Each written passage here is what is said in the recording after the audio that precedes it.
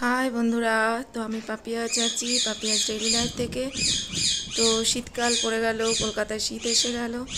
আর যদিও আমার শীতকালটা খুব একটা পছন্দের নয়, কিন্তু শীতকালটা আমার একটা কারণেই পছন্দ, সেটা হচ্ছে গাছ বা ফুল গাছ।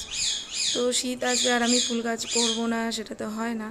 তো এই দেখুন আমার ছাদ বাগান, আমি কি গাছ পুঁতেছি। এখনও বেশি গাছ পুঁততে পারিনি, কারণ সংসারের সব কাজ সামলে আবার এই ছাদ বাগান করাটা খুব টাফ আমার পক্ষে।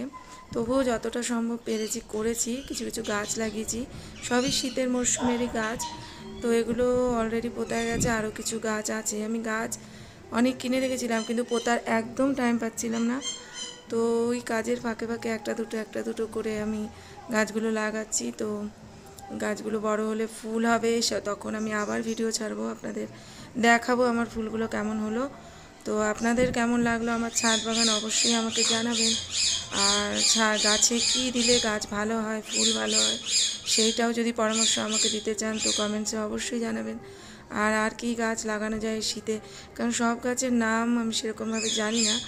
তো যদি বলেন আমার খুব ভালো হয়, তাহলে আমি সেই গাছ কিনে লাগাবো। আর এই কটা গাছ লাগিয়েছি, তো কেমন হয়েছে আমাকে অবশ্যই জানাবেন। Tata, bye bye.